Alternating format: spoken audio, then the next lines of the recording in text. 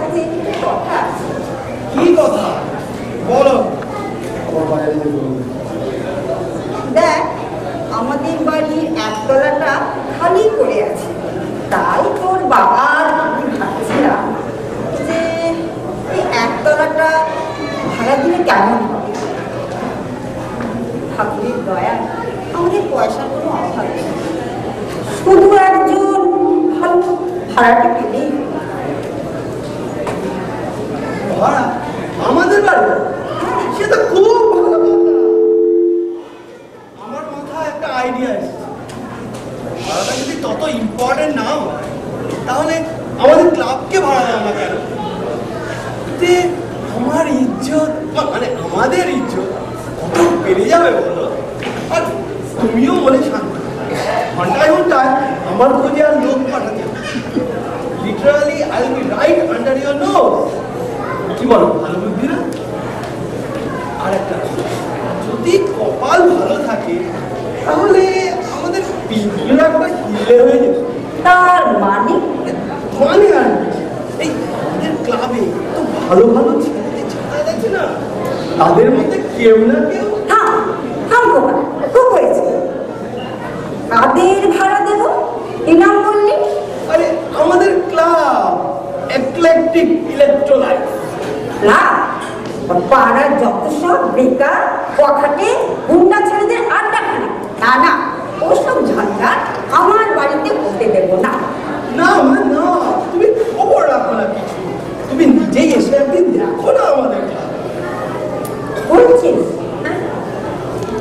ঠিক আছে, আমি একটু ভেবে দেখি। হ্যাঁ প্লিজ ভেবে দেখো, হ্যাঁ প্লিজ। একটু যেতে হবে, ফিরতে কিন্তু রাত হয়ে যাবে। তুমি ভেবে দেখো কিন্তু মা, প্লিজ। আচ্ছা দেখবো, তুই এখন যা তো। হ্যাঁ ভেবে দেখো কিন্তু, প্লিজ ভেবে দেখো কিন্তু। ছেলেটাকে নিয়ে আর পারা গেল না।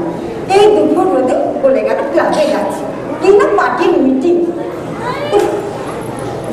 আচ্ছা, ক্লাব কি আরাধন কি ঠিক হবে? কি জানি, কিছুই বুঝতে পারছি না। ঘুমও পাচ্ছে এই দুপুর বেলা, আগুনেই না, তার চাইতে ভাগ্য উঠেই আসে।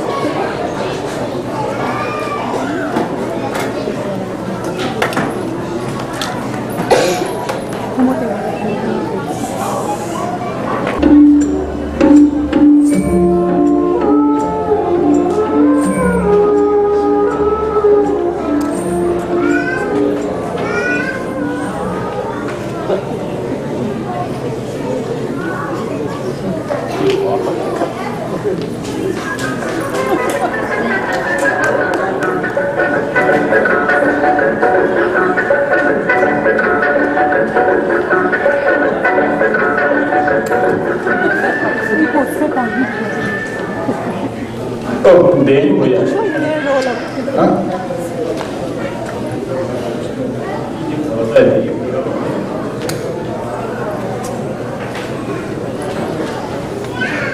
দাদারা, এটা কি এক্লেকটিক ইলেকট্রোলাইট ক্লাব? ও দাদারা, এটা কি এক্লেকটিক ইলেকট্রোলাইট ক্লাব? হ্যাঁ হ্যাঁ হ্যাঁ, আপনি? আমি আনন্দবাজার পত্রিকার প্রতিবেদক।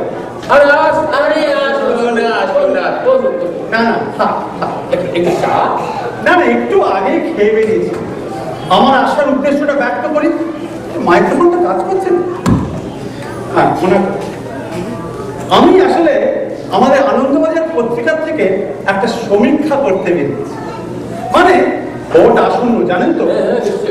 সমীক্ষার বিষয় হচ্ছে আপনারা প্রত্যেকে কেন ভোট দেন। ব্যাস এই কথাটাই সরল সোজাভাবে আমায় বলুন। তাহলে শুরু করি। আপনার নামটি? আমি তরুণ পাকরাশি। বুঝলে ভাইয়া, নামেই তরুণ। তোমাকে একটা কথা বলি, তুমি বার্ন কোম্পানির নাম শুনেছো তো? আমি বার্ন কোম্পানি থেকে রিটায়ার করেছি, বুঝেছ? চলো বলি তোমার, এই যে আড্ডা, ফুলতানি, এসব তো বাঙালির মজ্জায়, তাই কিনা? কি বলেছি কিনা এই রোজ এই ক্লাস করে এসে আড্ডা আর দুধদানি না মারলে মনে হয় যেন আমার পেটের ভাত হজম হচ্ছে না। আপনার কথা শেষ হচ্ছে কি? মানে আমি করো করো।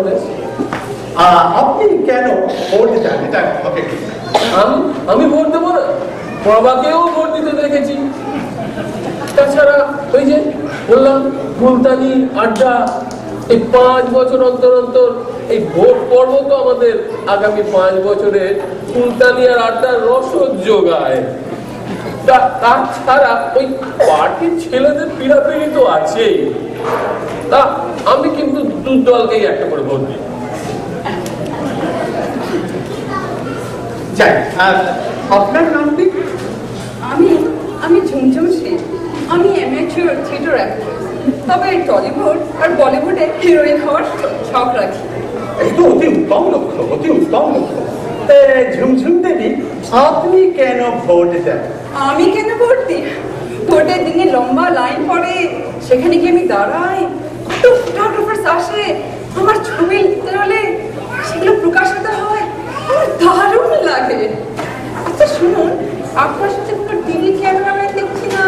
টিভি আমি আনন্দবাজার পত্রিকার প্রতিবেদক।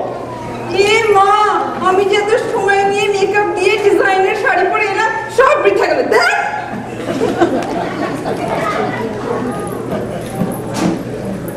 আপনার চেহারাটা কিন্তু খুব চেনা চেনা লাগছে। কত হবে এই ভজা ওস্তাদকে 10-20 মাইলের মধ্যে দাদা নেতা ডাকাত সাঙ্গা সবাই কে কাকে ভোট দেবে সেটা তো আমি ঠিক করি। বড় দায়িত্ব, বুঝেছে? খুব বুঝেছি। তা আপনি মানে এই আর কি, ভোট দেওয়ার ব্যাপারে আপনার কোন মানসিকতা কাজ করে? মানসিক ব্যাপারে বিশ্বাস করি না। আমি কেন ভোট দিই জানেন?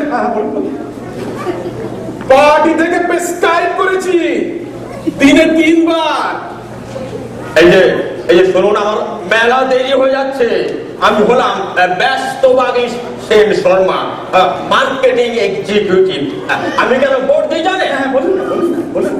ওই ভজার অর্ডার এই পাড়ায় থাকতে গেলে ভজার সঙ্গে সমঝোতা করে চলতেই হবে, তো প্রাণে বাঁচতে হবে তো। না, ভোট আমি এমনি দিই। আচ্ছা চলি, আমার মেলা কাজ আছে, চলি। আমার সমীক্ষা সফল। আমার সমীক্ষা বলছে কোনো চিন্তা নেই, দেশের গণতন্ত্র সম্পূর্ণ সফল ও নিরাপদ। আচ্ছা, আজকে তাহলে আচ্ছা আসুন, চলুন আপনাকে একটু এগিয়ে দেওয়া যায়। আপনার সমীক্ষা ঠিক হলো তো? হ্যাঁ, সামনের সপ্তাহে আশা করছি আপনাকে একটু এগিয়ে দিয়ে আসি।